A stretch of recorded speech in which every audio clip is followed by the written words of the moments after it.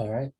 Um, Good afternoon, everyone. Welcome to the County of Los Angeles Citizen Redistricting Commission 15th regular public meeting, followed by the public hearing for communities of interest input, Zone F.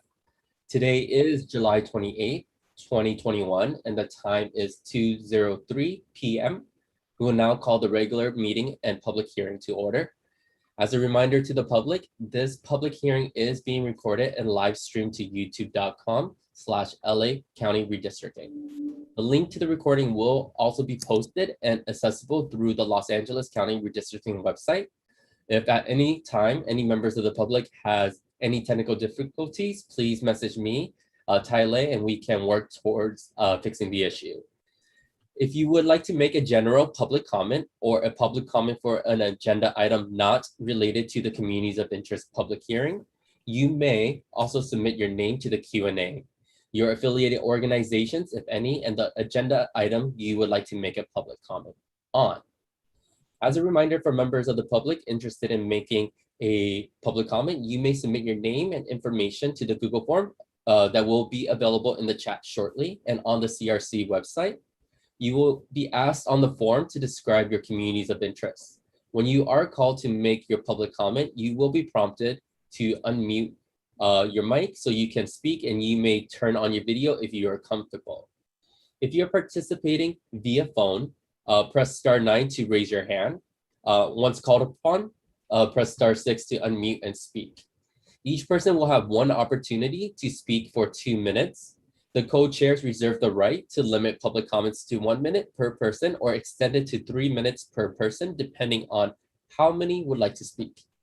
When you begin making your comment, please share your name and any affiliation you may have.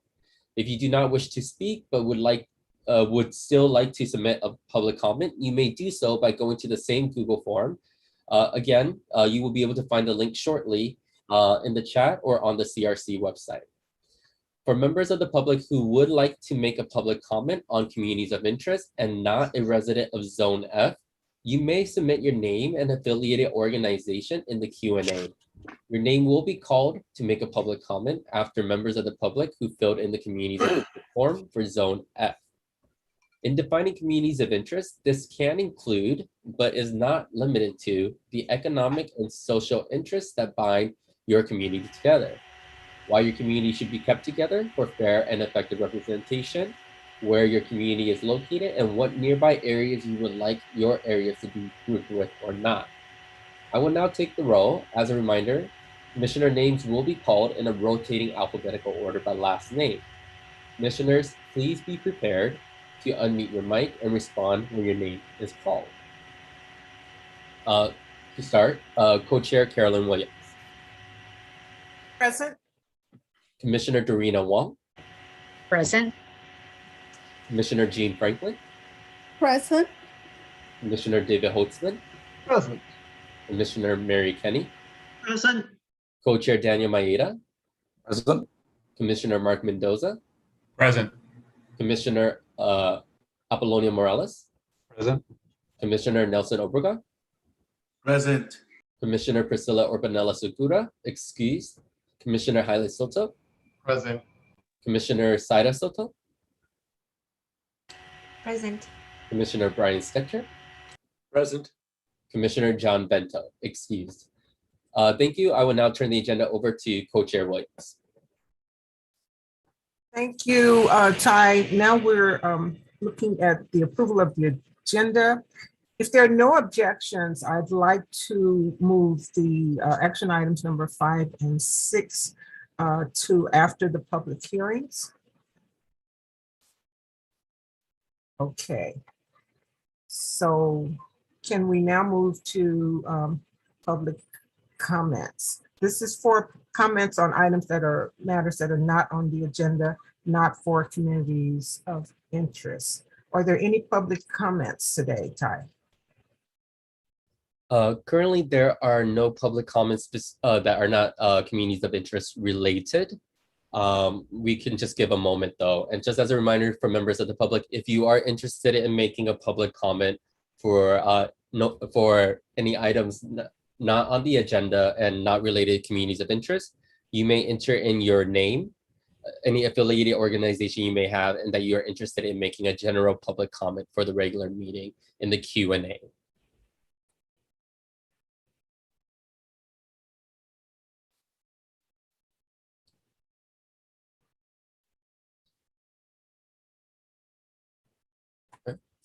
Co-Chair Williams, we currently have no one in queue for that.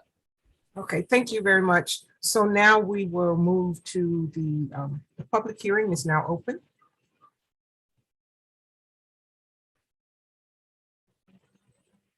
And at this time, I'd like to hand it over to Co-Chair Maeda, who will provide an overview of the redistricting process. Thank you, Co-Chair Williams. Can I ask Ty to go ahead and let folks know again how they can participate in the public hearing portion of the program today by submitting their public comment either orally or in writing.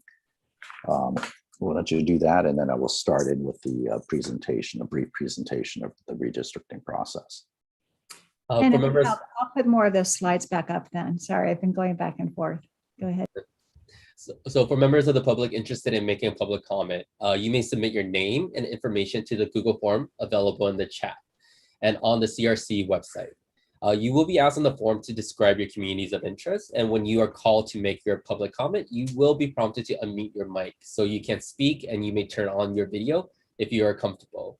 If you are participating via phone, press *9 to raise your hand. Once called upon, press *6 to unmute and speak.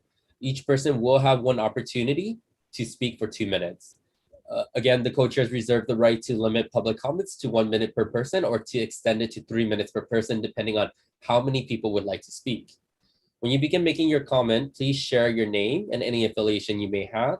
And if you do not wish to speak but would still like to submit a public comment, you may do so by going to the same Google form.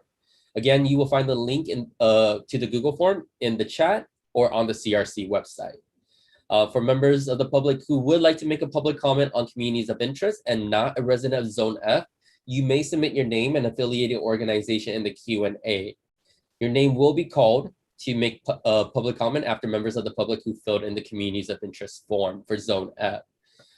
In defining communities of interest, this can include, but is not limited to, the economic and social interests that bind your community together, why your community should be kept together for fair and effective representation, where your community is located, and what nearby areas you would like your areas to be grouped with or not. And just as a reminder, on the Google form, one of the last questions do ask if you would like to make a live comment. If you would like to make a live comment during the public hearing, just click yes on that. Thank you, Ty. So for members of the public interested in making a public comment, please use the link in the chat to fill out the Google form. There you can indicate a written comment, and you can also check a box indicating you would like to speak orally. Before we take your important public comment, however, we wanted to give you a very brief presentation about the redistricting process, sort of an overview about what we're about here at the Commission and what our tasks are and how we could use your help. So the Los Angeles County Citizens Redistricting Commission is the body that is before you now. We want to explain a little bit about who we are and what we're here to do, and how you can provide help to us in the redistricting process. If I can go to the first slide. We have a new approach here with LA County redistricting. Next slide.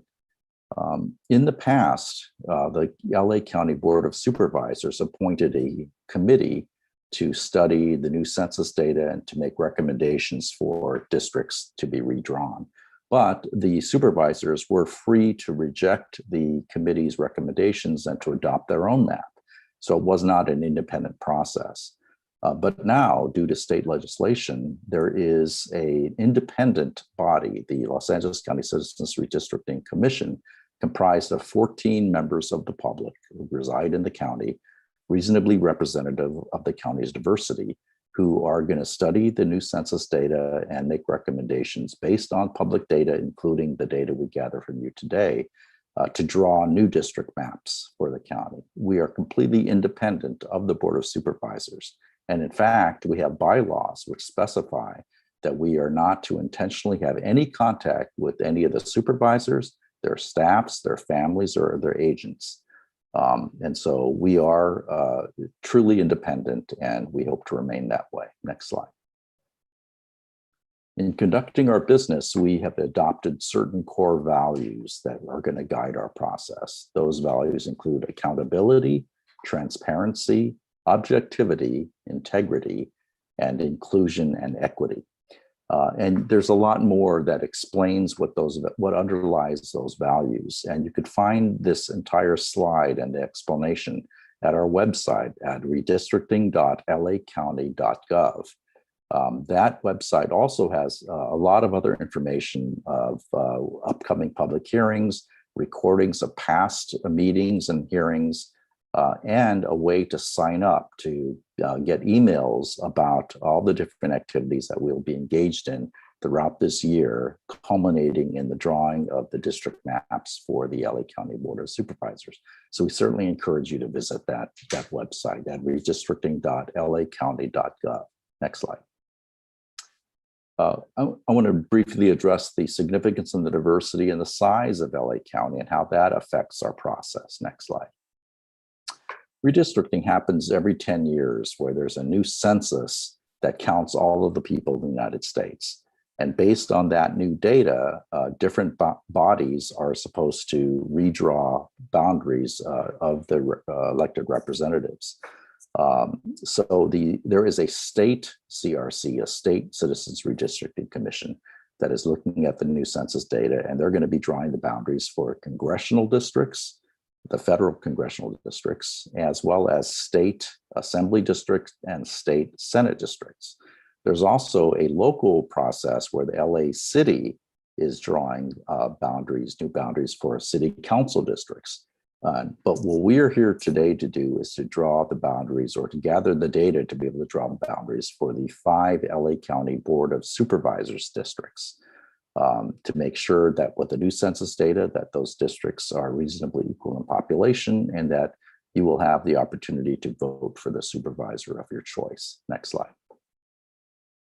Redistricting is very important because, among other things, LA County is so large and has so many resources that are brought to bear that affect your everyday life. Each county district has different kinds of county services, including public health services, fire and sheriff's services. And each supervisor controls an awful lot of resources that can affect the residents and improve the lives of the residents in their district. So the choice of supervisor is very important. The sheriff office provides policing services for the unincorporated areas of the county, but also many incorporated cities contract with the county for fire and police services as well. So that's also something that is the supervisors have some influence over, and that's why the selection of the supervisor is very important. Next slide. Los Angeles County happens to be the most populated county in the United States. About 10 million people reside here.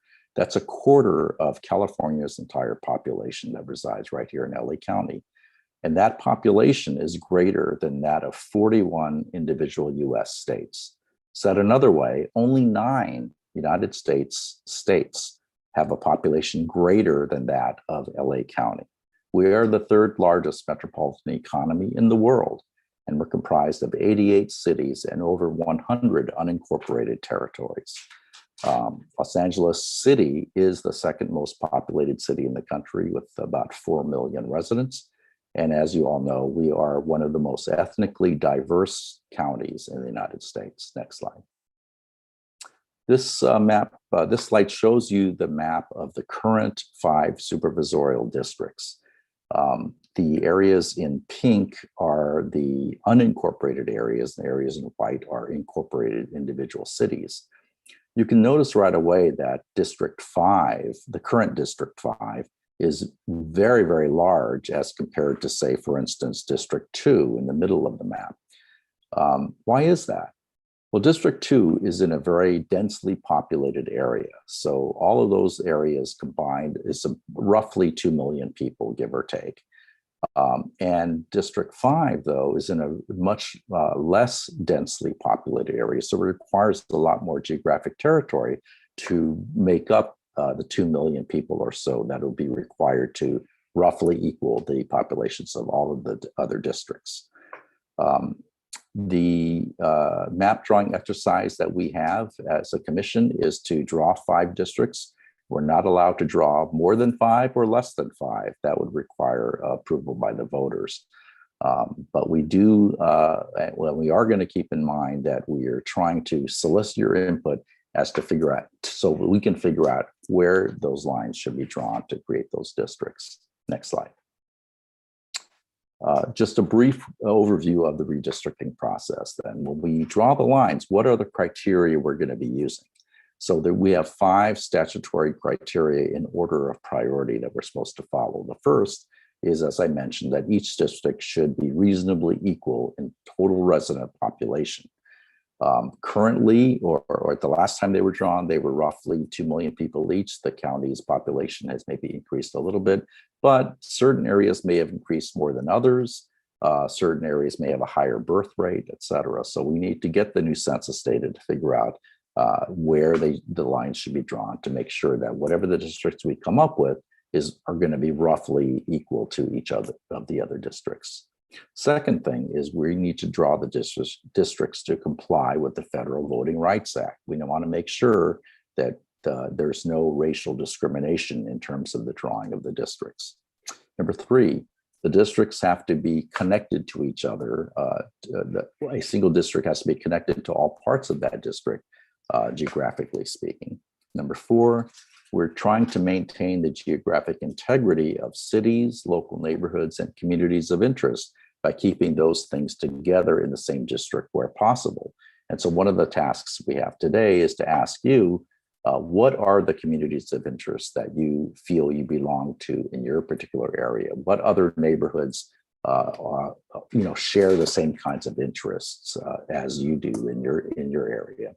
And if possible, we would like to keep those together. And finally, a 5th, and to the extent it doesn't conflict with 1 through 4, we're trying to keep the districts to be geographically compact. At the same time, as we keep all of those things in mind, all those balls in the air and try to meet all those objectives, we are not to draw the districts to favor or disfavor political incumbents, any particular political candidate, or any political party. That is not within what we are to do as a commission. Next slide. So at this point, I will turn the mic over to Commissioner Jean Franklin, who will tell you a little bit more about the various criteria we're going to be using, as well as how you can play a part in the redistricting process. Commissioner Franklin. Okay, thank you, Co-Chair Maeda. And I won't be before you long. Where to draw the lines? U.S. Census counts people every 10 years. Lines are redrawn every 10 years to create 5 reasonably equal districts of approximately 2 million people each. Next slide, please. It is to give racial and ethnic groups a fair chance.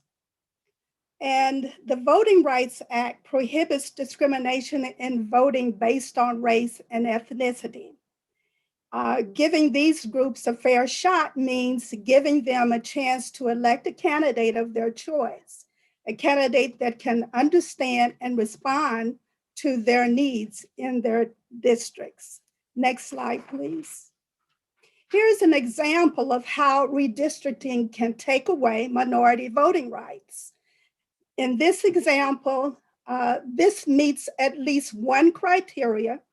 There's equal number of votes in each district. What happens to minority voting rights? Well, they're diluted in this example. There's an equal number of people of color in each district. The question we ask on the Voters' Rights Act, is there a way to draw a district that can give minorities a chance to maximize their voting rights? Next slide, please. This example shows how, based on the Voting Rights Act, We may need to draw a district that allows communities of color to elect a candidate of their choice. We still have 4 districts, each equal in size. What's different about this example? The central district is 75% minorities, or 75% minority voters, and meets redistricting criteria. It's large enough to be a majority minority district. It's geographically compact, politically cohesive, and geographically contiguous. Next slide, please. A key point to point out is all parts of the district must be geographically connected. In these examples, we see an example of non-contiguous and contiguous. One is not connected geographically, that's the non-contiguous.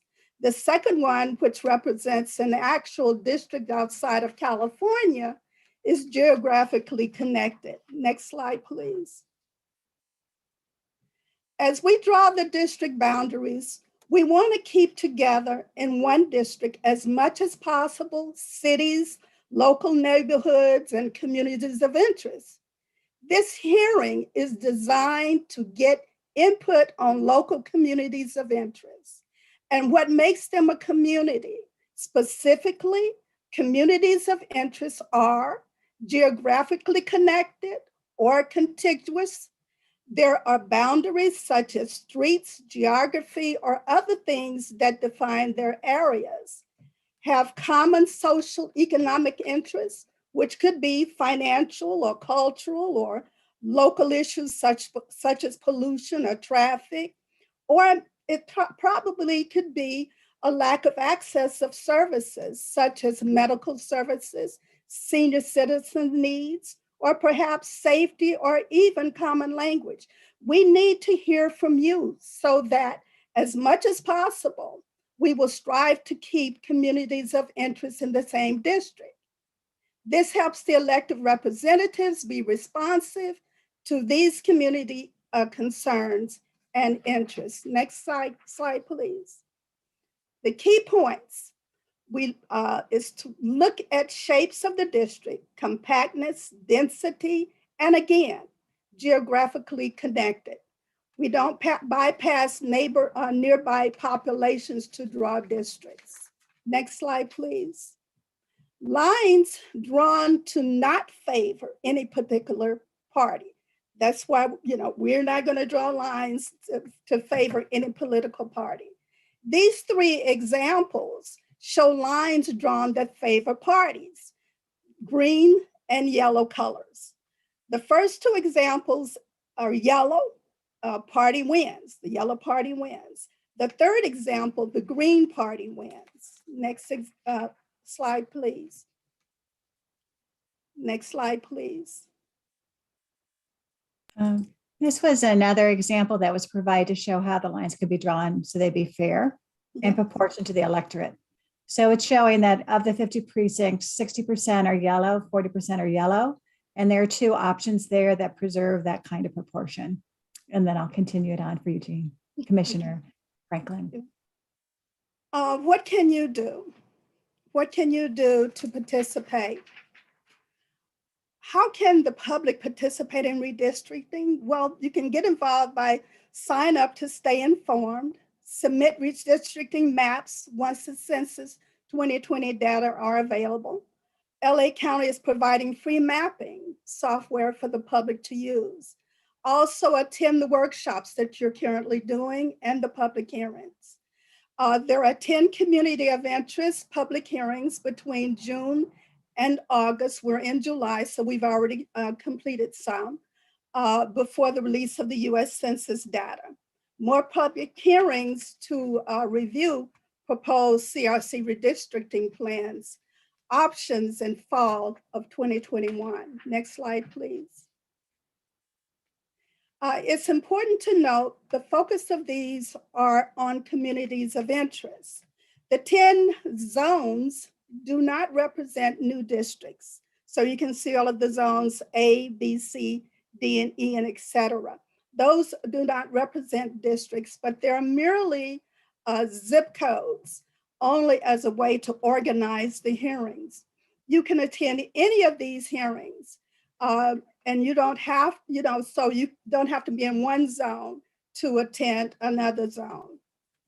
Next slide, please.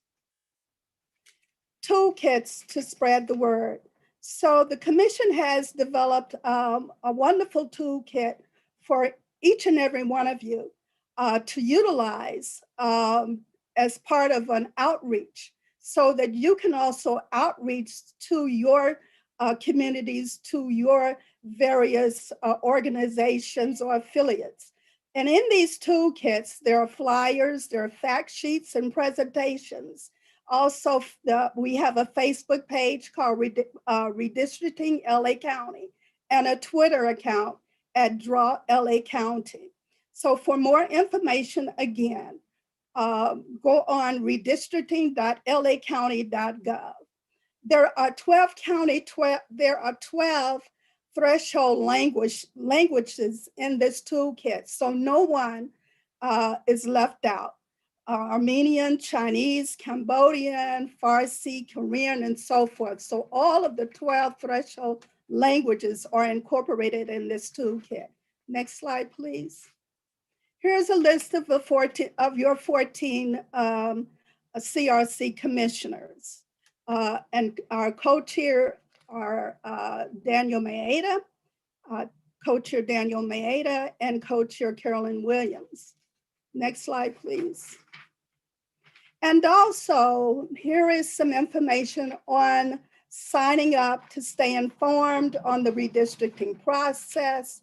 There are listen on CRC meetings and public hearings. So everything that you need in order to stay connected and be involved with this redistricting process are available to you. Next slide, please. And the LA County CRC staff consists of our executive director, Gayla Hartsaw, and also we also have Ty Lee, who is part of our staff that offers technical support, and also our legal counsel, Holly Wadley. That's the end of my presentation, and I'll now give it back over to co-chair Maeda. Thank you. Thank you, Commissioner Franklin. Ty, do you have a count of how many folks are queued up to provide public comment? We have approximately 6. Okay. Let's go ahead and open the public hearing to public comment on communities of interest. We'll recognize every speaker for 3 minutes. All right. And before going into that, I do want to remind, again, members of the public, if you are interested in making a public comment, please fill out the communities of interest form. You'll be able to find the link to the form in the chat or on the website as well. On the form, it will ask you if you would like to make a live comment at the public hearing. All you will need to do is indicate yes, and it will show up on our end. The order in which we will take public comments will be as followed. First, individuals in Zone F who complete the communities of interest form. Second, individuals who complete the communities of interest form from other communities of interest not covered by zip codes in Zone F.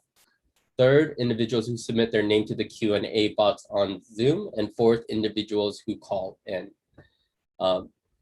As a reminder also, please be sure that your name on Zoom reflect the name that you submitted on the communities of interest form. From there, I'll be able to elevate you so that you'll be able to unmute yourself and share your video. Okay. So the first one we have that is currently in the room is Jocelyn Perez. Jocelyn Perez, momentarily you'll be able to unmute yourself and share your video if you are comfortable to. Once you begin speaking, you will have 3 minutes to make your public comment.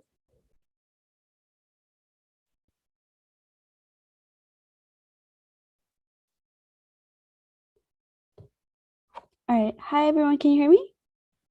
Yes. Okay. Hi, my name is Jocelyn. Born and raised in East Los Angeles. Have been living here, unincorporated East Los Angeles, been living here for over 25 years. I was a youth leader and now a community organizer with Inner City Struggle. And so my community can be defined by the streets Whittier Boulevard, Indiana, and Cesar Chavez. These are important streets that define my community as we often take them to and from work. Some of the places that we go to all the time are the East LA Library, Bob's Freeze for some ice cream, the Commerce Center, Belvedere Park to play soccer and skateboard. Just to share, like my dad and uncles and cousins, we had a family soccer team and we would play in the park on community tournaments at Belvedere Park all the time. And it's also one of the only safe places to skate on the east side. And so just to describe my community a little bit more, we are a community of working class renters who have been heavily impacted by COVID. Our shared interests include protecting our small businesses, ensuring our community's education and well-being. A lot of us attended Garfield High School and Torres High School within LAUSD, where we have like free reduced lunches, lunch programs, and so forth. As a community, we find family, community, and education very important. We look out for one another and support one another. And just to share, I had the opportunity to help distribute economic aid this past year. And after I made a few phone calls, I actually started receiving more phone calls from folks wanting to hear about the program because neighbors had shared of this resource and let them know that we were doing that. So this sense of community is really shared with other areas like Commerce and City Terrace. And so we would consider them to be with us. We don't wish to be put with Monterey Park as we have different communities of interest and just geographically different.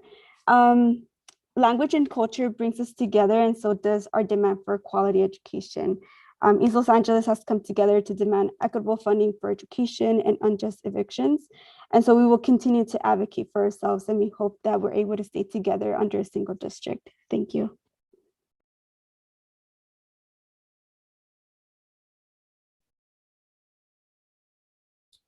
All right. Next, we have Matsia Malves. Matsia, momentarily you'll be able to unmute yourself, and if you're comfortable, share your video. Once you begin making your public comment, you will be given 3 minutes to make your public comment.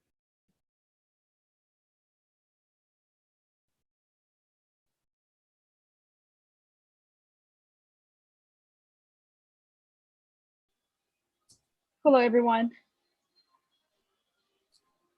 My name is Matia Malvaez, and I am a member of a coalition for humane immigrant rights, CHIRLA, and the People Bloc. I am a resident of the city of Whittier, California, and I've lived in my community for 15 years. Today, I'm speaking on behalf of my community in South Whittier, which is made up of Latino that speak Spanish. Most of us are immigrants and children of immigrants. The majority of people in my community are working class people. The type of work available for my community members are domestic workers, essential workers such as restaurant workers, retail, grocery store employees, bartenders, and servers. Additionally, there are a lot of street vendors such as people selling flowers, frutas, and eloteros. Most of my neighbors live in apartments, rentals, and small single family homes. It is normal that one of a family takes a bedroom and another one takes the living room in order to afford their housing cost. The resources available to my community services are a couple of libraries. For example, in the South Whittier Library, they offer citizenship classes. They also offer GED or high school diploma courses for students who don't have access to technology. They let them borrow laptops for free. We also have a Plaza de la Raza, which is a county-funded program that have childcare available for low-income families. In this community location, they offer information such as access to food pantries. Also, we have some parks for the parents and children to use, such as sports, dance classes, for free of charge for the local communities. Additionally, we have access to food pantries, which are provided throughout the area at local high schools, such as Pioneer High School. The largest employers in my city in Whittier are bars and restaurants such as Calaveras or Tacos and Michis, and the biggest one, which is Whittier Brewery. What makes my neighborhood unique are celebrations such as Christmas parades, which happen every year in Uptown Whittier. Different schools in the area, along with the police department and fire department, also participate. This parade usually draws big crowds. For educational purposes, the higher education institutions in my community are Whittier College, Rio Hondo. However, a lot of students attend Rio Hondo because it is the most affordable institution. My community is located between the streets of Telegraph Road and Florence Avenue near California High School. Whittier is in the middle of 05, the 605, the 60, and the 57 freeways. It usually takes 10 to 15 minutes to drive to the freeway entrance for any of them. To move around my community, I can use the bus known as the Sunshine Shuttle, but if you're trying to commute to downtown LA, use the Montebello bus line known as the MOV 57, which will connect you to the Metro bus and station. My community is similar to cities of Pico Rivera, Downey, Norwalk, and it's completely different from the neighborhoods of La Mirada, La Habra, and Roland Heights. Thank you. Time is up. Thank you. You're welcome.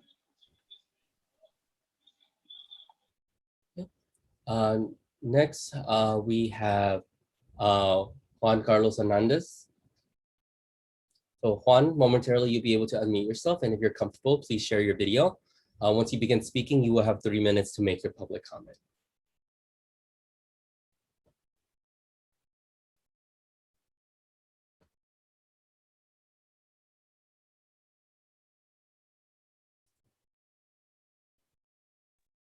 Hello, everyone. Good afternoon. My name is Juan Carlos, and I live in East Los Angeles. And so I'm a student at East Los Angeles College and a member of Inner City Struggle. And during my free time, I love going to El Mercadito and seeing all the people there hustling and really just getting to support local business by purchasing my favorite foods and aguas frescas. Places like Indiana Station have served as an area of rest for me as I wait for my train to go to school, or as a last stop after a long day. And so I do have a lot of appreciation for transitory spaces like this, especially built for working class people that don't have access to cars. And so places like Whittier Boulevard, East Los Angeles Civic Center, and St. Isabel Church similarly occupy a warm place in my heart. From Folsom Street to Whittier Boulevard and from Indiana Street to Gerhardt Avenue, this is where I feel I am at home. This is home. And so we are an undocumented community, and when we come together to celebrate our culture, that is how we celebrate our home. We're working class people who live paycheck to paycheck, ensuring that there is food on the table. We believe in improving our community and seeking elevation in our families through education and hard work. We have advocated for more resources to come back into our schools and our communities, and we have also demanded renter protections, something incredibly monumental for East Los Angeles. We hold this to be very valuable and believe that City Terrace and Commerce share the same values and same interests. Meanwhile, areas like Monterey Park and Montebello have created their own communities, which are geographically separate from us. For years, my community has been pushing for better living conditions and an opportunity for future generations to receive a quality education. As the years progress, we get a step closer to it because we were able to come together and advocate for our most common of interests.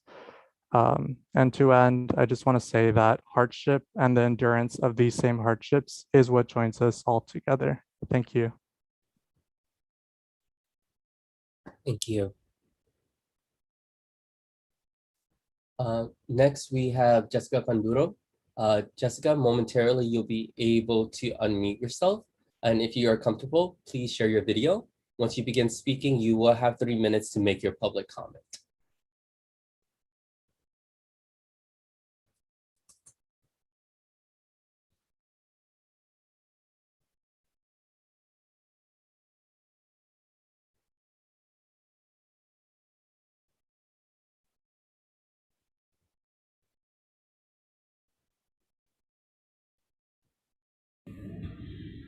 Hello. Hi, commissioners. My name is Jessica Panduro. I am a community organizer with Inner City Struggle, and I live in the city of LA. During the past 10 years, I have been going door to door to communities like East LA, Commerce, City Terrace, and door after door, I hear many of similar stories.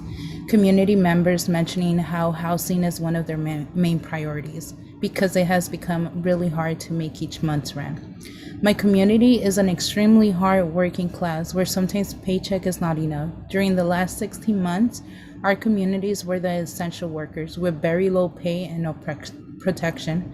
And the reason that I mention this is because we were the most impacted. We saw a lot of our community struggle and face a lot of COVID issues. So we also saw our young folks taking after school jobs to help support their families and making ends meet. And even like this, a lot of families in East LA owe months in rent. We are an immigrant community with a lot of language barriers, and we have a technology gap. Through adversity, we have come together to demand and ensure that we establish renters' protections, demand for resources to come into families with high needs, and are currently fighting to stay in our homes. We also demand for quality education. So we have gone to LA Board of Supervisors to LAUSD to ensure that we continue to fight for our community's needs. So from Bandini Drive to City Terrace Drive, from Indiana to Garfield, I have walked and talked to many of my neighbors to hear what are some of the issues that are impacting them. I am part of the community, a community that has been in the shadows. Even myself, right before inner city struggle, I was unaware of a lot of these decisions that were being made for me. And today I'm here representing myself and many of those folks who are out there working unaware of what's happening. East LA, Commerce, and City Terrace, we share a lot of common interests, a lot of issues that we are working together to ensure that we have someone who represents us, who are advocating for all these issues.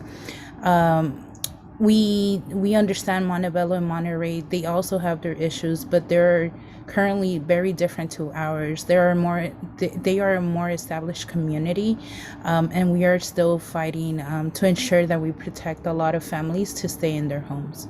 So with that being said, I really ask you all to keep East LA together and communities of interest to ensure that we have true representation of our community. Thank you. Thank you. Next, we have Masis Hagobian. Masis, momentarily you'll be able to unmute yourself.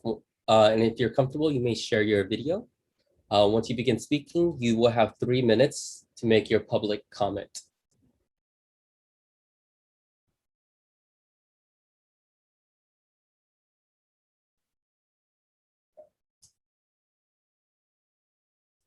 Good afternoon, Commissioners. My name is Masis Segovian, and I'm the Intergovernmental Relations Analyst for the City of Santa Clarita. On behalf of the Santa Clarita City Council, I respectfully urge that the City of Santa Clarita and Santa Clarita Valley be placed within only one supervisorial district, and moreover, that the city and the Santa Clarita Valley be placed within a compact district, which would encompass contiguous communities of North Los Angeles County, including the Antelope Valley and Northwest communities of the San Fernando Valley. City of Santa Clarita collaborates on regional issues, including transportation planning, homelessness, public safety, emergency preparedness and response, and water quality and supply with surrounding unincorporated areas directly adjacent to the city, including Castaic, Stevenson Ranch, Acton, and Agua Dulce, and the cities of Lancaster and Palmdale. Furthermore, the City of Santa Clarita serves on the North Los Angeles County Transportation Coalition with the cities of Lancaster and Palmdale to develop regional policies and implement projects and programs to address critical transportation issues, promote economic development, and maximize transportation funding opportunities, including Measure M and Senate Bill 1 in the North Los Angeles County region.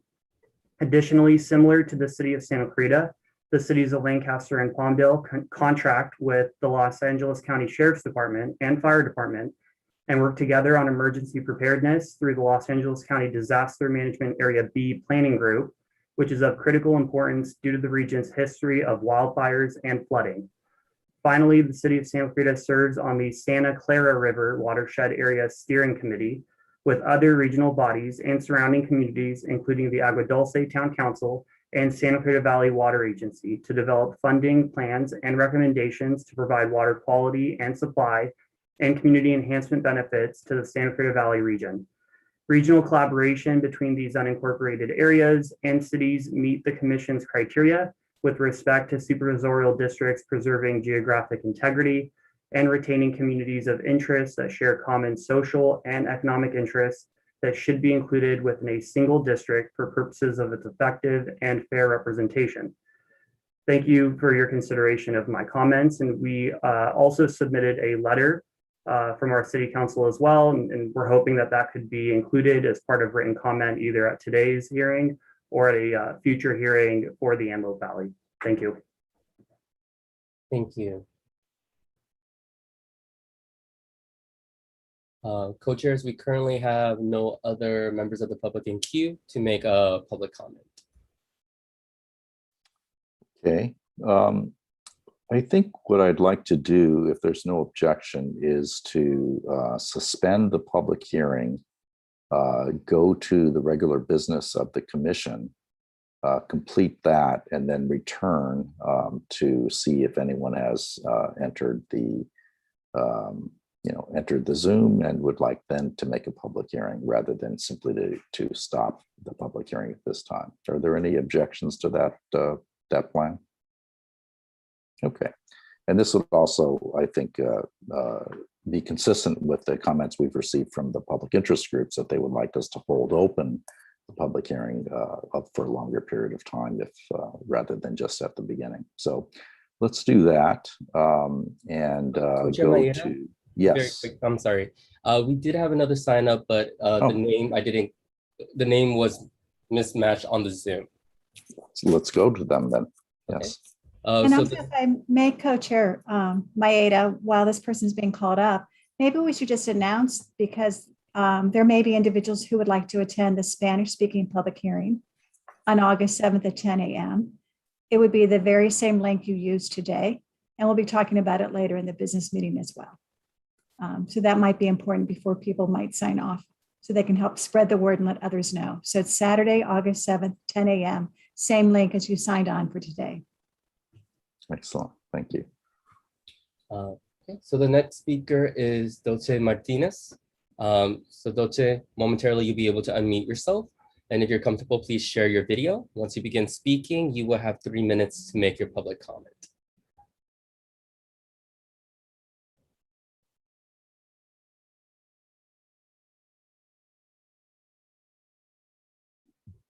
Hello, commissioners. My name is Dulce Martinez. I am a student at Esteban Torres High School, and I live in East Los Angeles. I'm a member of Inner City Struggle. Most of my free time I spend with my family roaming around East LA, from visiting Salazar Park down the street to visiting the delicious food trucks in Whittier Boulevard. I feel most at home from Flora Street to Telegraph and from Indiana to Garfield. When I visit East Los Market and get greeted with an hola mija, there is a lot of cultura in East LA that I want to ensure that we continue to cherish and preserve. Most of my community members are construction workers, mechanics, street vendors, gardeners, and domestic house workers. They are renters and are primarily Spanish speakers. During the past 16 months, our communities were facing eviction, displacement, all due to the economic hardships they faced because of COVID-19. We push our immigration reforms and resources that trickle down to our schools and communities. My community is the working class who lives paycheck by paycheck. I've lived in City Terrace before, and I can say that we share a lot of common interests where East LA and City Terrace feel the same, as well as Commerce. Monterey Park and Montebello, even though we are very close to each other, we don't share the common interest. We face housing insecurities and have been fighting displacement and gentrification for a long time. My community is resilient. We are fighting through what COVID-19 pandemic has left us with. We are a community that looks out for each other, where folks share information around resources with one another. From rent relief programs to food banks and COVID vaccines information, we have joined together to demand for more money to come into our schools and also to advocate for rent protection. We are East LA, and here everyone knows each other. You meet a stranger in the street and you will know someone in common. We are all connected. Keep our communities together. Thank you. Currently, we have no other in queue at the moment. Okay, let's go ahead and suspend the public hearing portion momentarily, go to the regular business of the commission, and then return to see if anybody has appeared who wants to participate in the public hearing portion. see Gayla is putting up our slides for this portion. Okay, so the first item to deal with are the consent items, not the content items. Approval of minutes. And I think we have 2 draft minutes to approve, and I think we should take them separately. First is the draft minutes for July 14th, 2021's meeting. Commissioner Holtzman. I would like to move adoption of the consent calendar both together, but if you prefer taking them separately, that's fine. And I appreciate the effort at efficiency. I think that in the past, we've had them separate only because some commissioners would prefer to abstain when they were not able to attend a particular meeting. And that's why we've taken them separately. Okay, maybe agendize them separately in the future. Okay, I mean, it's 5A and 5B. I think that's separate enough to make it clear what we're doing. So any comments on the July 14th, 2021 draft minutes?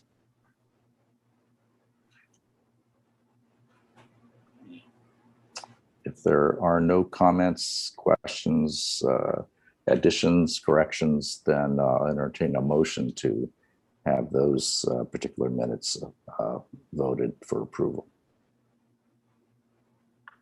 Commissioner Stetcher makes that motion. Is there a second? Second.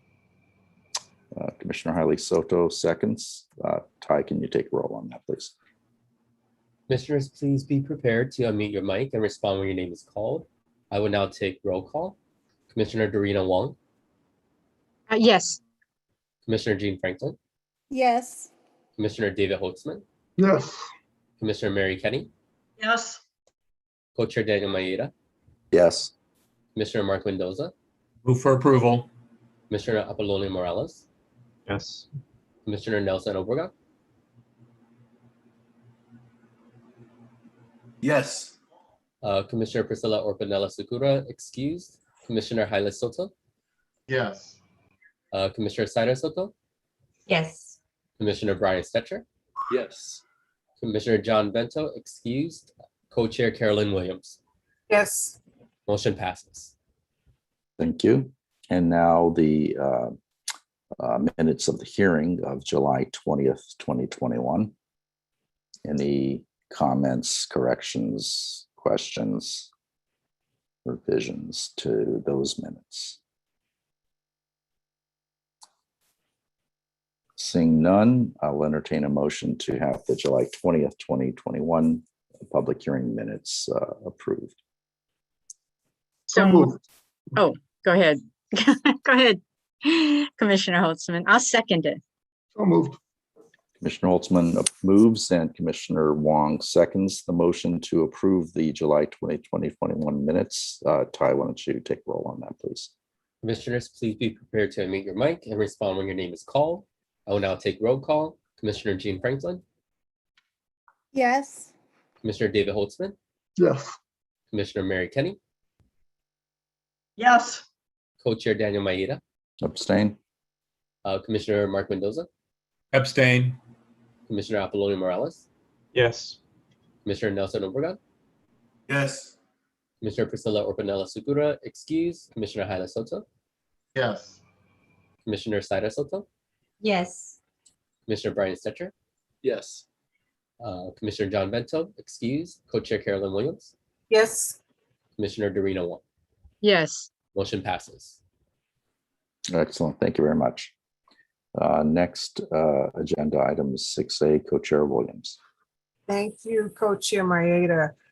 This item, we're considering authorizing ArcBridge to subcontract with Bruce Edelson and Dr. Jonathan Cass to conduct the racially polarized voting in LA County and rescission of prior direction to issue a revised RFP for voter polarization analysis. I'd like to ask Commissioner Stetcher, who is the co-lead for the demography working group, to provide an overview of the process that took place, please.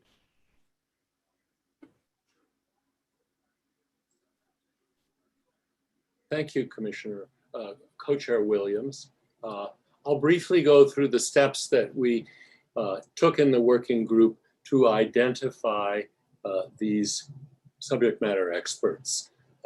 We developed a task order that described the questions that we wanted the racially polarized voting consultant to answer. And then the executive director, Gayla Hartsaw, reached out to 23 different subject matter experts in universities and to consultants who had done this kind of analyses in the past, including providing expert testimony on redistricting cases. And who she contacted directly and asked if they would be interested in submitting a proposal, a summary of their qualifications, or referring her to someone else who might be appropriately skilled. In the end, we sent the task order to 6 prospective subject matter experts who met these qualifications and said they would be interested. And 5 of the 6 submitted descriptions to us, telling us how they would approach the topic, what their qualifications were, and names of people we could contact to confirm their past performance. The working group read all of the proposals, and we received input from ArcBridge, and we agreed that, in fact, all 5 of the individuals or pairs of individuals who submitted their descriptive materials were qualified to do the work. It was an excellent set of qualified people, and the working group writ large identified 3 who seemed particularly strong. And Commissioner Vento and I interviewed each of these 3 experts or expert teams. And after those interviews, John and I agreed that the team of Bruce Adelson and Jonathan Katz would be the best experts to engage for our purposes for a number of reasons, including the fact that they have extensive, directly relevant expertise with independent redistricting commissions in Arizona, the Department of Justice, and other clients, that they will bring both legal and analytic expertise relating to racially polarized voting. That one of the team lives here in Los Angeles County and is easily accessible to the commission. They're enthusiastic about doing the work, and their price is reasonable given the range of prices that we saw among the 5 prospective experts. Thank you, Commissioner Stetcher, for that overview, and also want to thank the working group for the amount of work that they put in, reading all of the RFPs that were received, looking at identifying the most qualified, and for you and Commissioner Vento for actually conducting interviews. At this time, we're open for clarifying questions from the commission. Are there any, again, clarifying questions? I'm going to ask Ty. I don't see any hands raised. Ty, are there any hands raised? I see one. Okay. No longer a hand. Okay. So if not, we have Commissioner Snyder Soto who has her hand up. Okay. Commissioner Snyder Soto. Apologies if I missed it, but were the proposals they submitted shared?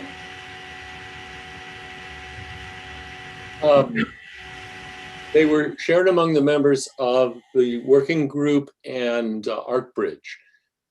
I do not believe they were sent to all 14 commissioners. And I think because it seems that in this process we might not hear from them as we did with from the previous group, at least it would be helpful for me to see your recommendations, to see the materials or the proposals from the top or the top 2. have no objection to sharing them. There were 3 who we interviewed, and if you like, I can direct the executive director or Ty to share those with you. Thank you. I would appreciate that. Are there other questions?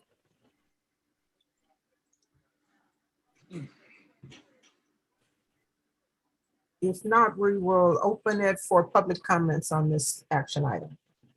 Ty, do we have any comments? We currently do not have any public comments on this agenda item. Okay, great. Thank you. At this time, if there are no more clarifying questions, no, are there any comments, remaining comments, or are we open for, ready for a motion?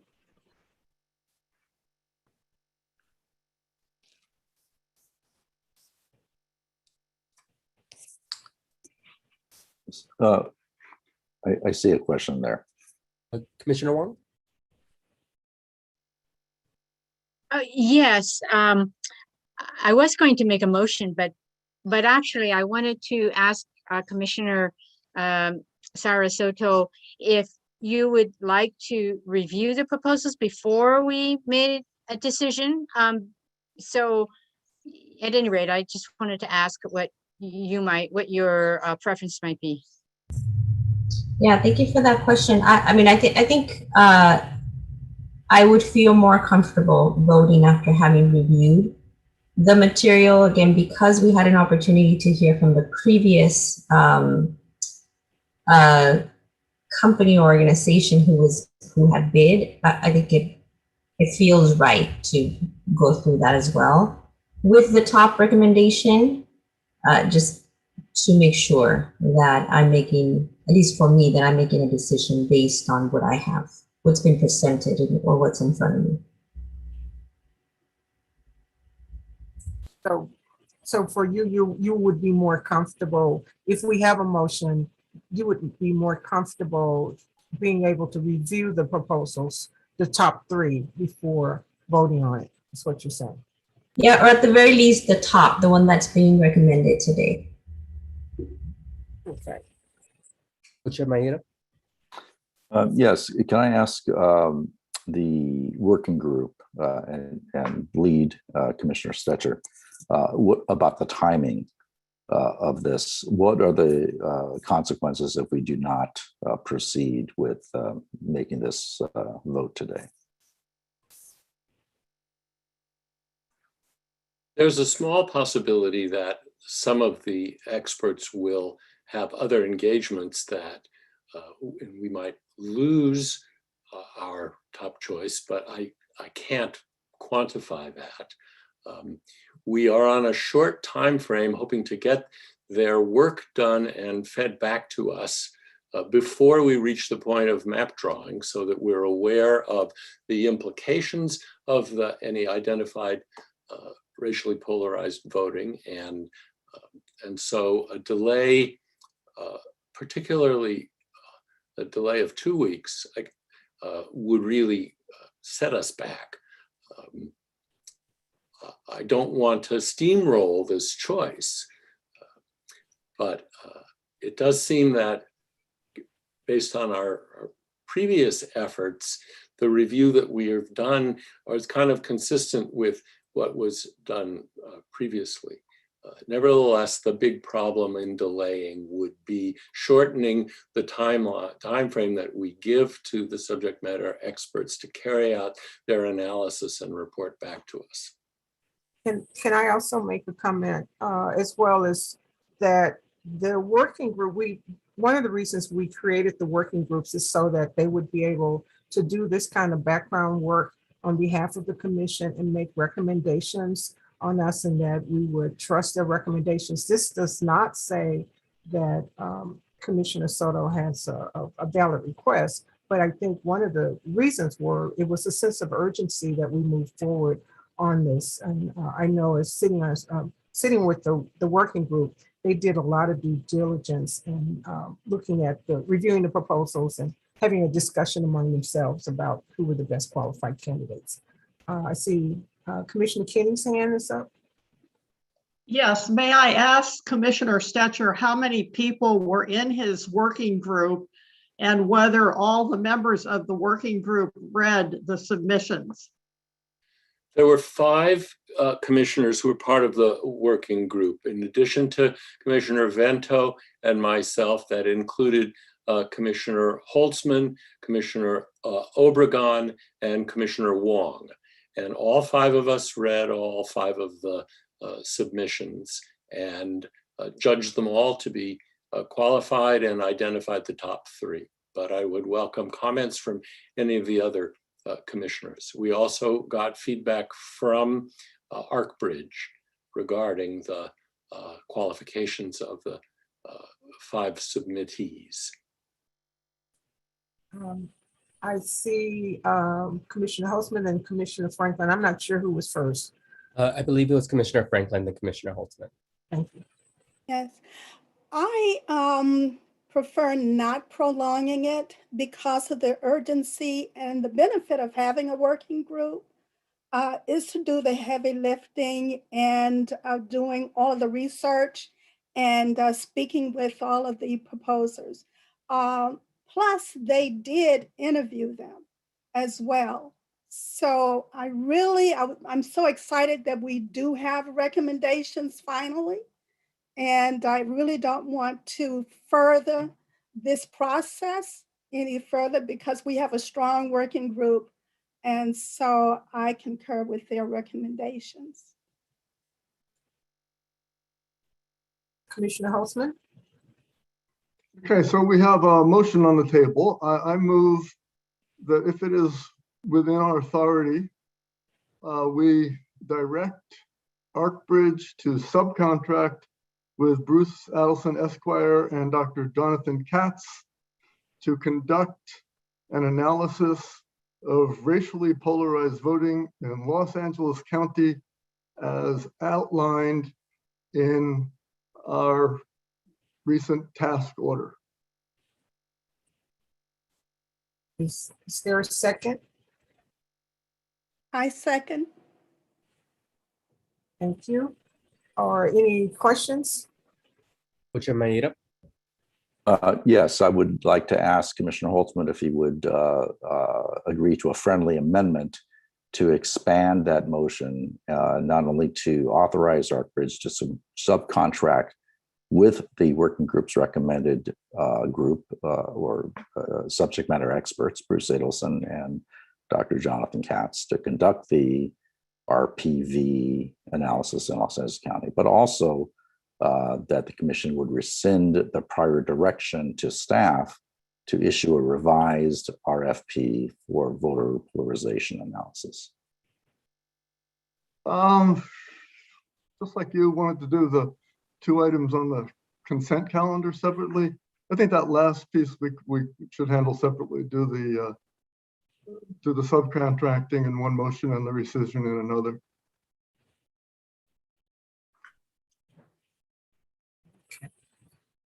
Is so the motion, you're saying the motion is not amended? No.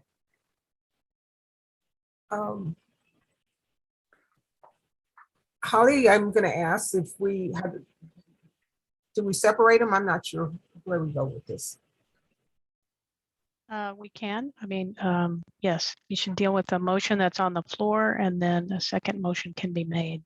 Or they could be done in one, but the motion on the floor is just the first part. Okay. So we have a motion on the floor that has been seconded. And so I guess, we don't have any, do we have any additional questions on this or comments? Okay, can we take a roll call vote? Commissioners, please be prepared to unmute your mic and respond when your name is called. I will now take roll call. Commissioner David Holtzman? Yes. Commissioner Mary Kenny? Yes. Co-Chair Daniel Maeda? Yes. Commissioner Mark Mendoza? Move for approval. Commissioner Apollonio Morales? Yes. Commissioner Nelson Obrega? Yes. Commissioner Priscilla Orpanella Segura, excused. Commissioner Haile Soto? Yes. Commissioner Zaire Soto? Abstain. Commissioner Brian Setcher, With respect to Commissioner Soto, yes. Commissioner John Bento, excused. Co-chair Carolyn Williams, Yes. Commissioner Dorina Wong, Abstaining with respect to Commissioner Soto. Commissioner Jean Franklin. Yes. Motion passes. So that motion is approved. I think we had a amendment. Do we have another motion for this particular action item?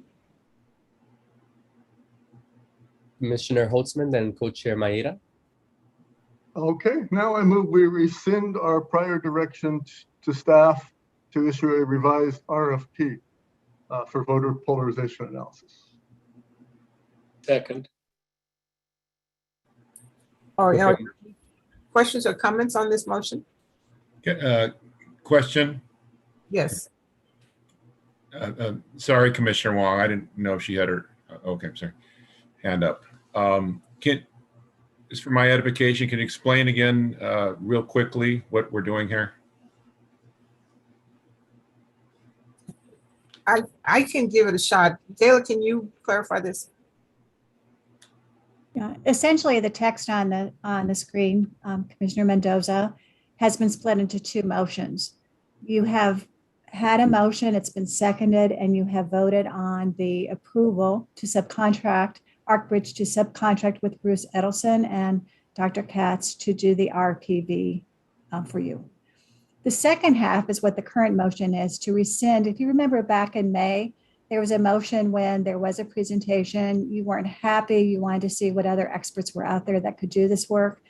And you asked for us to reissue the RFP for what was then called the voter polarization analysis. This current mission asks you to rescind that. And because it's no longer needed since you're going to go with these other two. Does that help explain it, or do you need further amplification? It does. I guess I was wondering, I don't know if it's appropriate to even discuss, but if it has anything to do with pending litigation. No, it does not. Okay, thank you. Are there any other questions on this motion to rescind the prior direction to issue a revised RFP for voter polarization analysis? Okay, if not, Ty, can we do roll call? Commissioners, please be prepared to unmute your mic and respond when your name is called. I will now take roll call. Commissioner Mary Kenny. Yes. Co-chair Daniel Maeda. Aye. Commissioner Mark Mendoza. Approve. Commissioner Apolonio Morales. Yes. Commissioner Nelson Obregon. Yes. Commissioner Priscilla Orpanella Segura, excuse. Commissioner Haile Soto. Yes. Commissioner Saida Soto. Yes. Commissioner Brian Stetcher. Yes. Commissioner John Bento, excused. Co-chair Carolyn Williams. Yes. Commissioner Dorina Wong. Yes. Commissioner Jean Franklin. Yes. Commissioner David Holtzman. Yes. Motion passes. Thank you. And again, I want to thank the Demography Working Group for all its work and moving us ahead in this process. Now we'll move to the next action item. Commissioner Stetcher has his hand up. Oh, I'm sorry, didn't see it. Just briefly, I wanted to make sure someone would forward the proposal to Commissioner Soto so that she would be able to review it, or the top three. We'll post the top proposal that's been selected on the website as part of this meeting's decision. So it'd be available for the public and the commissioners as well. And then I can also email it out to the commissioners as well. Thank you. And thank you for your work. I appreciate it. And thank you for your concern, Commissioner Soto, as well. We appreciate that. Okay, the next future agenda items, there are no future agenda items requested at this time, so we'll move to the next action item. So this is the executive report. Commissioner Stetcher. No, okay. This is the executive report. I just wanted to give you an update because we have some new developments. I'm going to spend a little bit of time talking about our Spanish speaking public hearing, which will be next Saturday, August 7th at 10 a.m. So you as commissioners understand the logistics as well as the public who are attending today to help spread the word. In August, we'll be moving into a hybrid model. You're going to see that we will be doing one in El Monte on August 11th at 7 p.m. We'll be doing another one at West Los Angeles College. That is no longer tentative. We have gotten that approved. That will be on Thursday, August 19th at 7 p.m. And then Antelope Valley College on Sunday, August 22nd at 2 p.m. have also offered their facilities for providing a hybrid approach. When we talk about a hybrid, I'm going to get into some more details. It's a combination of commissioners attending, both in person or virtually, and I'll get into more of those details. And also it gives the opportunity for the public to attend and to speak either in person or virtually. Let me first talk about the Spanish one, because this may be of particular interest to some of our attendees. There was some confusion among the commissioners. You all need to attend. It is important not only for the quorum, but for you to hear from the public. We will be providing 2 interpreters, an English to Spanish interpreter for the commissioners and the public who are English speaking only. We will also be providing a Spanish to English interpreter in the event that English speaking commissioners or the public have a question, so it too can be translated or interpreted for the entire attendees. Carlos de Alba will be working with Ty Bilay, so he can cover roll call and other business logistics initially and directly in Spanish for the Spanish-speaking population. So any questions on that format? This is an experiment. It's not been done, to my knowledge, by other commissions before, but I think it's an important part of our outreach to communicate directly with this population. We will also have 4 of our commissioners who are native Spanish speakers who will be doing the presentation that you've heard before every single public hearing. So Commissioner Stetcher, I see your hand is raised. This is maybe a trivial misunderstanding, but I thought you said the Spanish to English translator would be available to help non-Spanish speakers ask questions. Is it going to be, in fact, a simultaneous translation from the Spanish to English for those of us who want to follow the remarks and are not quite fluent?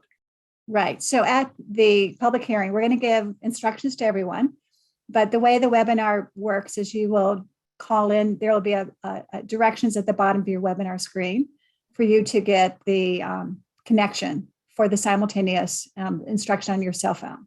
The volume will be about 80% in the English translated version, but you'll still have 20% so you can hear the conversation in Spanish in the background. So you're going to be experiencing what Spanish-speaking people normally experience when they call in and have the English to Spanish translation. You're going to have the reverse experience. Any other questions about the logistics? As I said, it's an experiment. Commissioner Soto. I'm wondering if it makes sense to consider, sorry, that's my dog, to consider extending the time allotted to each speaker, because I know that translation is difficult. And so if we give them more time, they'll be able to slow down enough for the translation to just be better quality as a whole. I'll defer to the co-chair. Go ahead. Well, let me just jump in.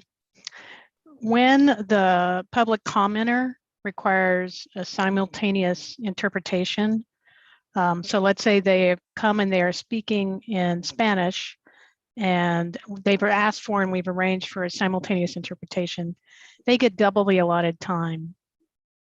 So today, if somebody showed up, they would get 6 minutes. So they're not penalized for the fact that they've got to pause while the interpreter catches up and so on.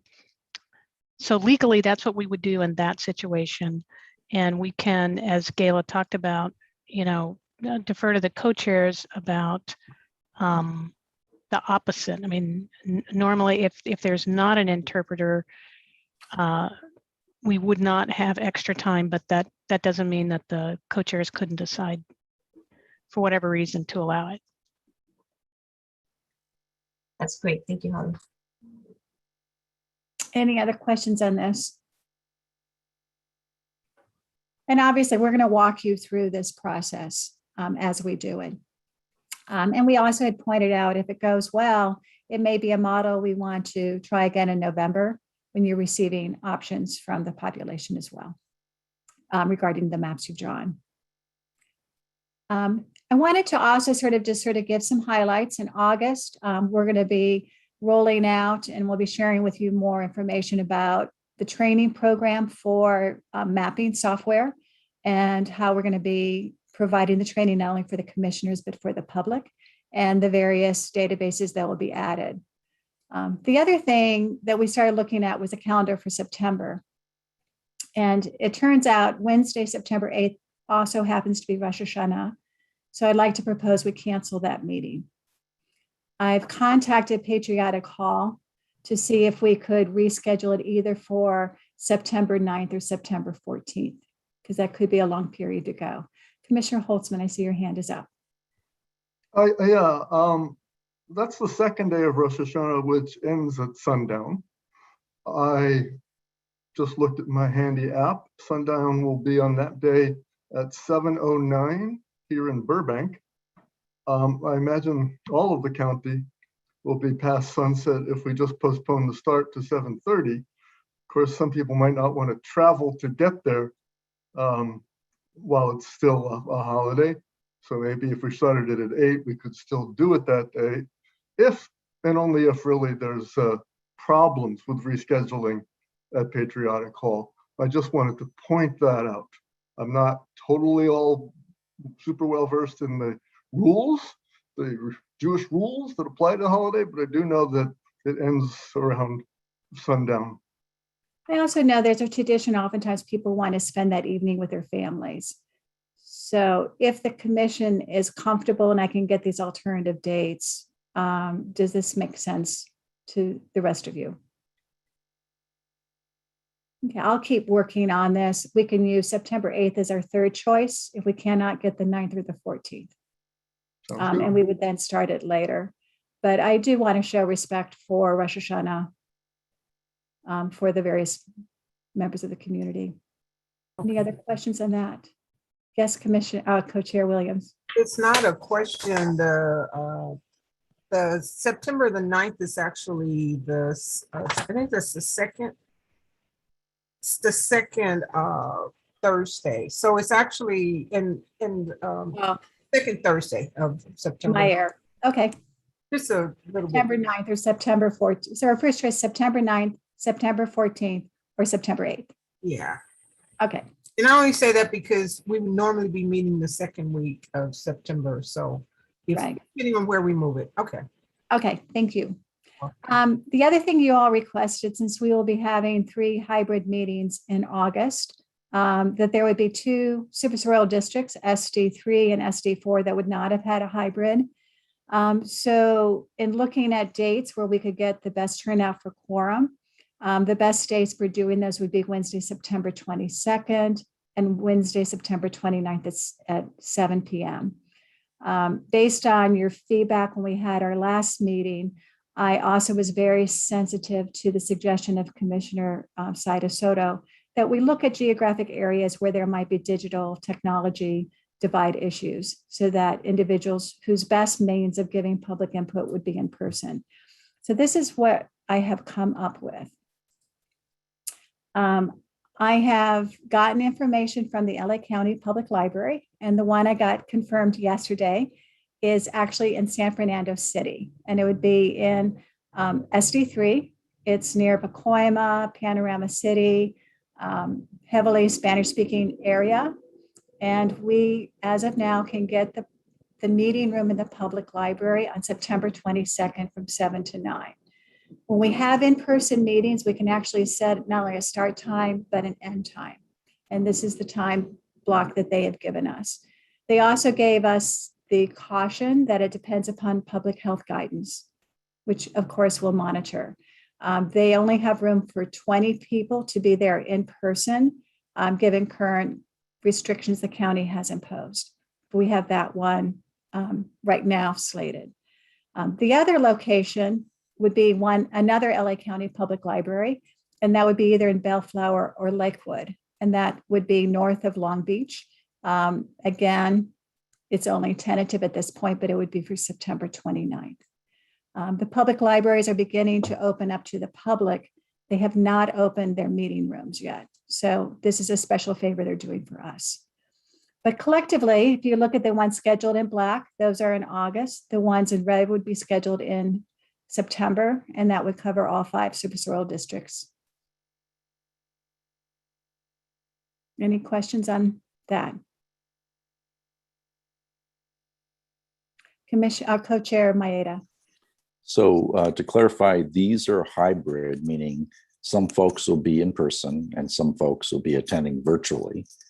And one of the issues is in some of these instances, as an example, if we do the one in San Fernando Public Library, 20 people in person, that means if all the commissioners are there in person, that's relatively few number of open slots for the public. So for that one, and maybe for some of the other ones, West LA College perhaps, it actually is better if there's a relatively small showing of in-person commissioners for those public hearings and most folks coming hybrid. Is that right? That's correct. And I was going to sort of go through those details a little next. West LA College, I'm doing a site visit. I'll be doing a field trip. If anyone wants to join me from the commission, let me know.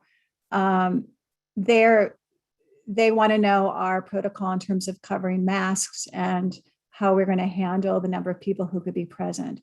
So a suggestion that Holly Watley actually came up with on these is that maybe we have staff and a very limited number of commissioners, like maybe the 2 co-chairs and maybe the commissioners who are from that area who know the community to show face. And that the rest of you could attend virtually. When I did the survey, a number of you would prefer to attend virtually. Some of you were concerned also about COVID-19. So this gives you the ability to count towards quorum and be there in person or virtually. I'll know better about West LA College. I think El Monte is prepared. Again, we should look at the stage space because we have to have 6 feet apart for each of the commissioners. Commissioner Franklin and then Commissioner Wong. Yes, I have a question concerning attending virtually. It was my understanding that if we attended virtually, we need to make sure that our address is posted in case people wanted to come. Okay, so point of clarification. Through September 30th, we are under the governor's executive order. And you attending virtually counts for quorum. If we do the hybrid, you can attend virtually or in person.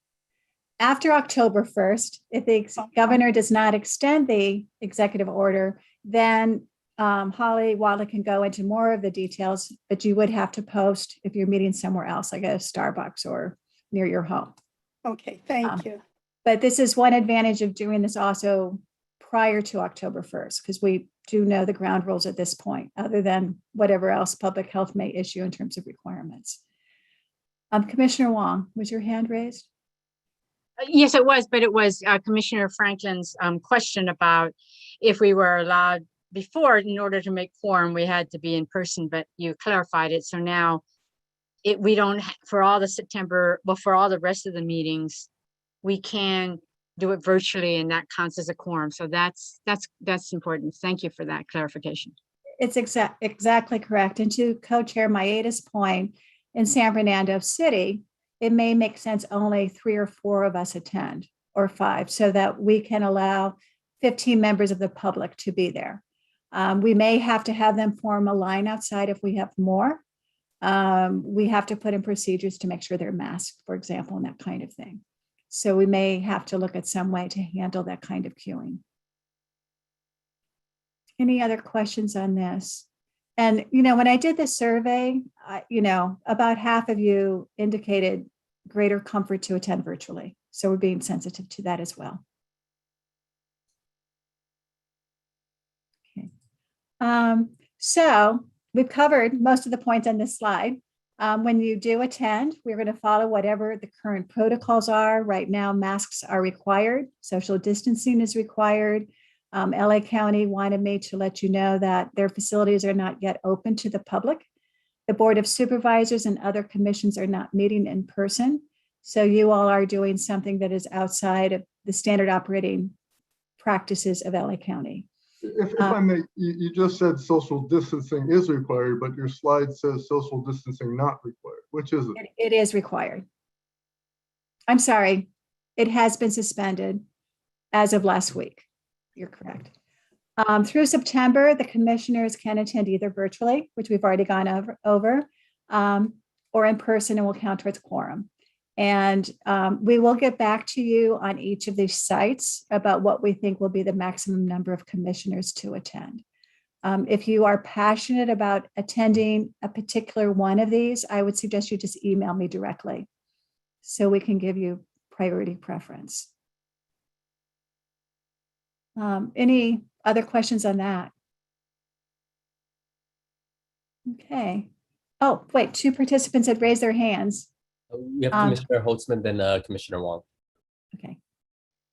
So I remember when we were applying, there was something about travel reimbursement for us going to meetings in the field or wherever.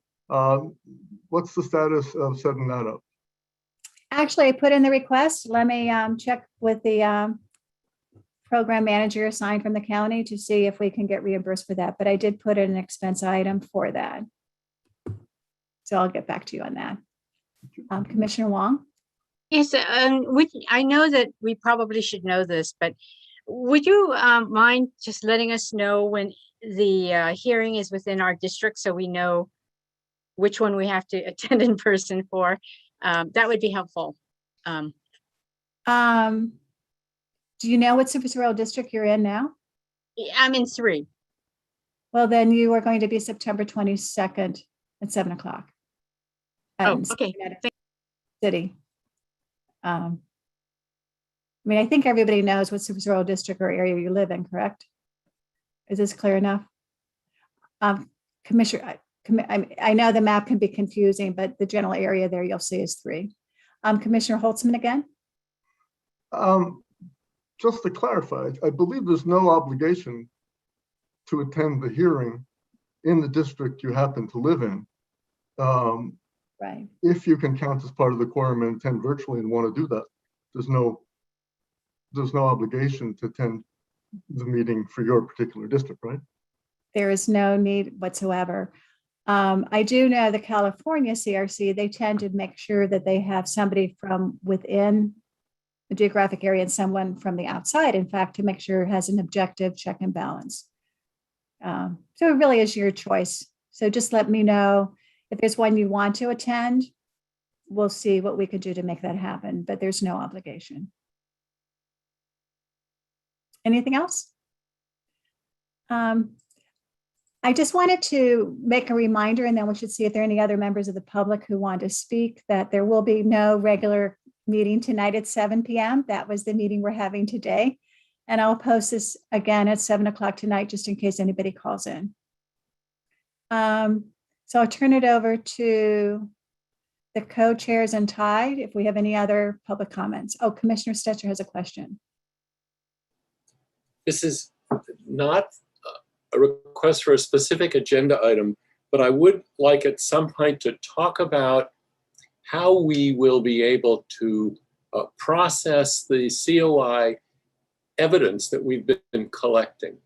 I know this is something that Commissioner Holtzman's been interested in as well. I mean, ideally, I would like someone to take the words, draw them on a map, and make that easily available to us so we can see visually the communities that have been identified as being similar and the ones that have been identified as being dissimilar.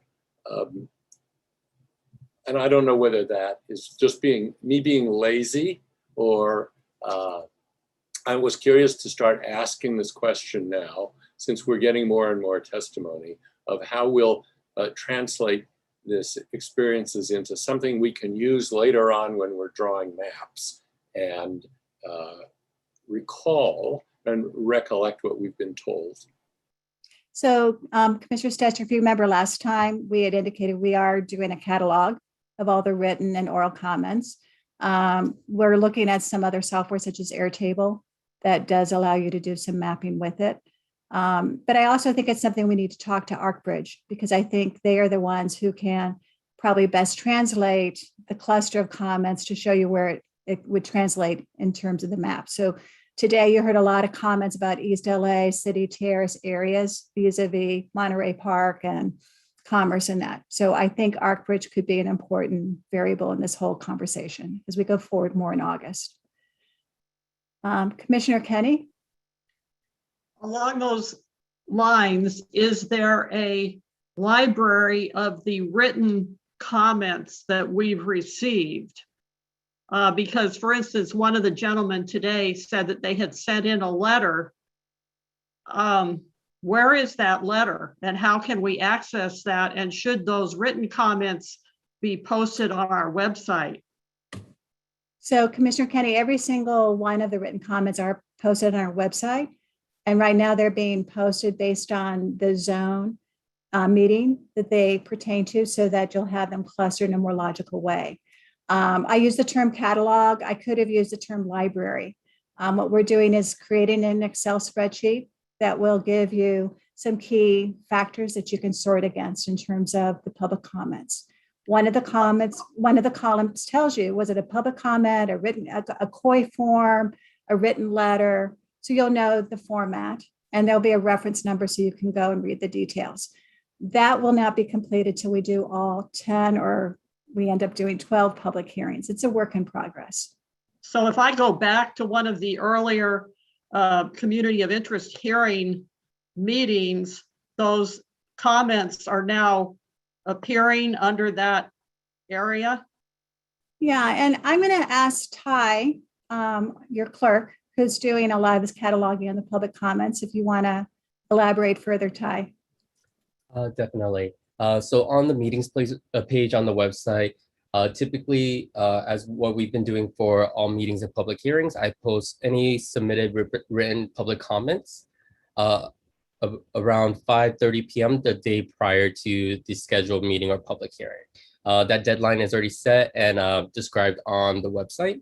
And then after each meeting, I go back to see any additional submitted comments that missed the deadline, and then I add them after the actual meeting or public hearing. So if you get one a month later, it gets posted back on that, under that meeting for that earlier region? So eventually it does. And so that's something that will be worked into by the time all 10 hearings have been done. Just because in some cases, for example, today we had a comment about the Santa Clarita area, but that public hearing was about a month ago. And so if they were to submit it and they identify that that they would like it submitted to the Zone A public hearing, then eventually it will be marked into that meeting before by the end of the 10 public hearings. And So Ty actually we have no way of knowing if there's a new comment that came in that gets posted somewhere. We can try to systematize it. Again, it really does depend when folks submit those comments. The one thing that I can guarantee that it will be posted by zone by the time that the public hearings, the 10 public hearings are done. So as long as they meet the deadline that has been set on the website, it will be available for the commissioners. And that deadline we can change. It's up to the commissioners. Commissioner Setcher, you have your hand up. And Ty, they're tagged geographically, right? So we can always go in and look for a particular area and get all the things that are relevant to that area, regardless of when they were submitted, right? Eventually, when the library or catalog, as Gila had described, is completed, all of the comments will be in one file where will be Excel so that everyone will be able to access and sort accordingly. Again, as long as members of the public they meet that 5 p.m. deadline that has been set and described on the website, commissioners will be able to access it on the website, as mentioned before.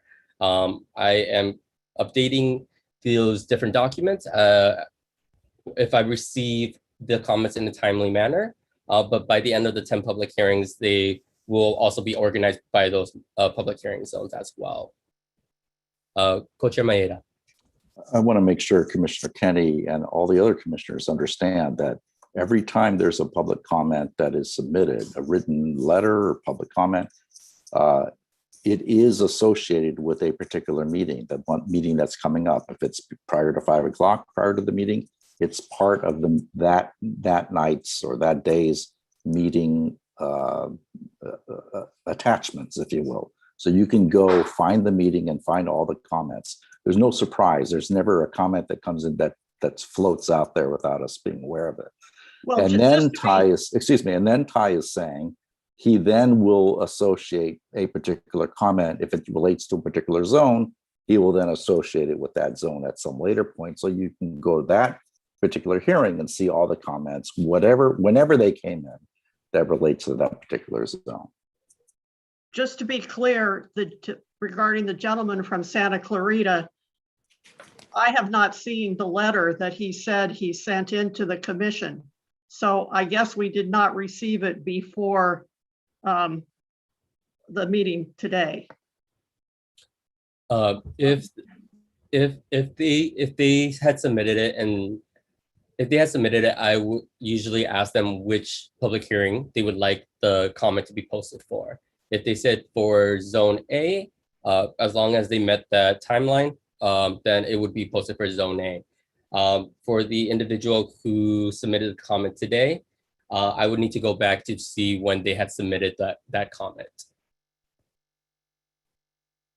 I think the other thing, I can only liken this to a rolling admission process for a college or a university. We receive public comments. Ty calls and asks or emails and confirms, do you want this associated with your zone, or is it a more at large kind of a comment? If it's at large, it would be posted on the nearest date of our next meeting. The 5 o'clock deadline is a standard practice of the day prior for commissions in LA County. In the case of today, because we started at 2, we actually made it 2 o'clock the day prior so that no one would feel they were cut off.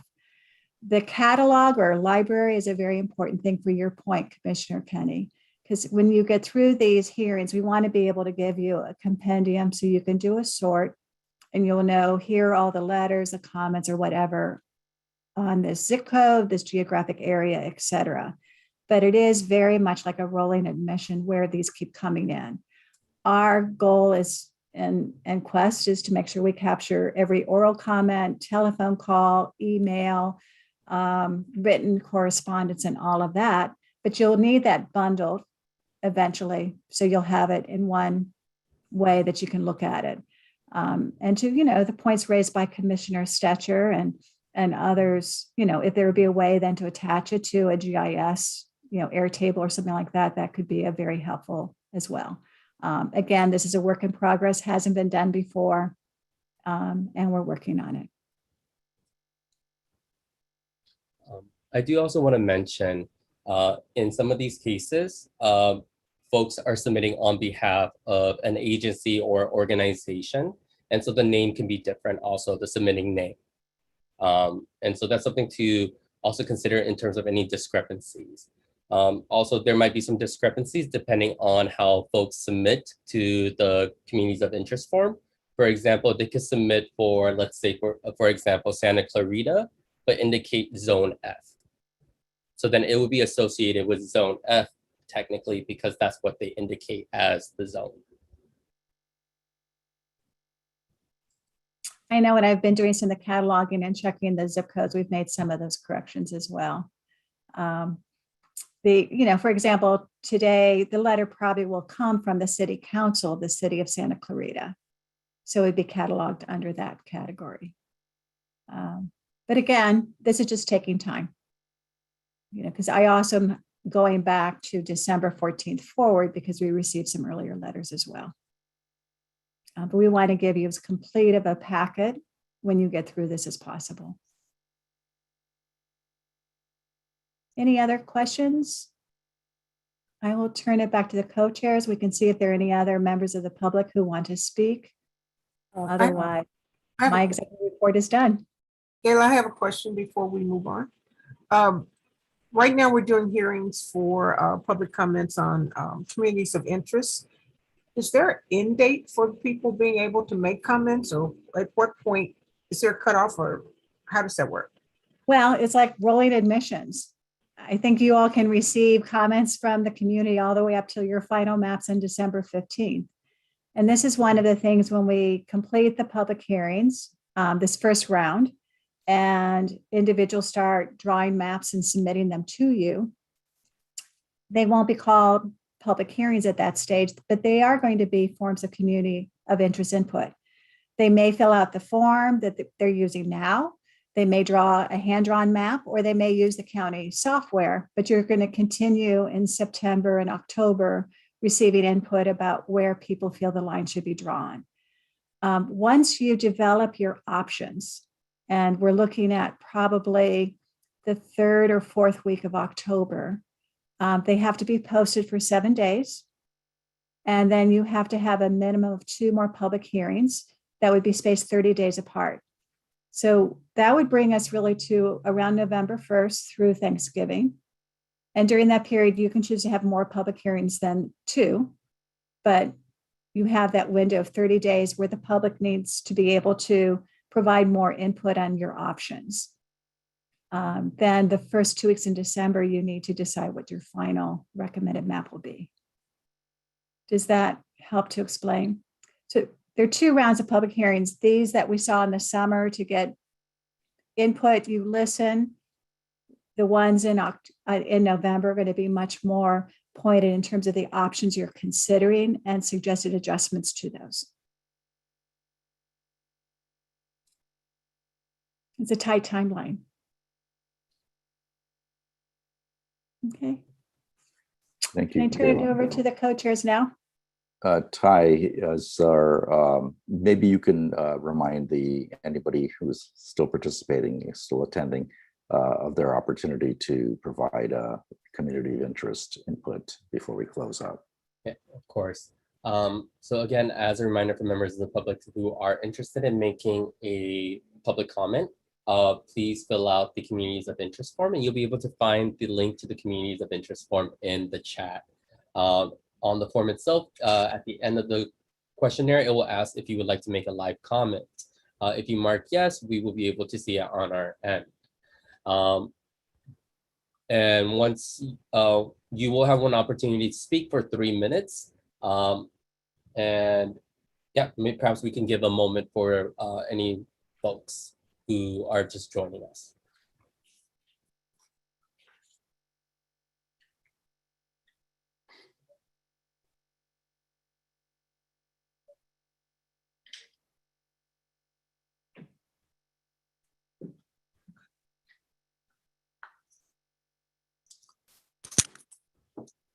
So we will have been open for public comment for nearly 2 hours and have, I think, given the folks ample opportunity to participate. Is there anybody in the public within the sound of my voice who still wants to make a public comment? Please indicate that in the next minute and through the form, the Q&A, or raise your virtual hand if you're just on the phone.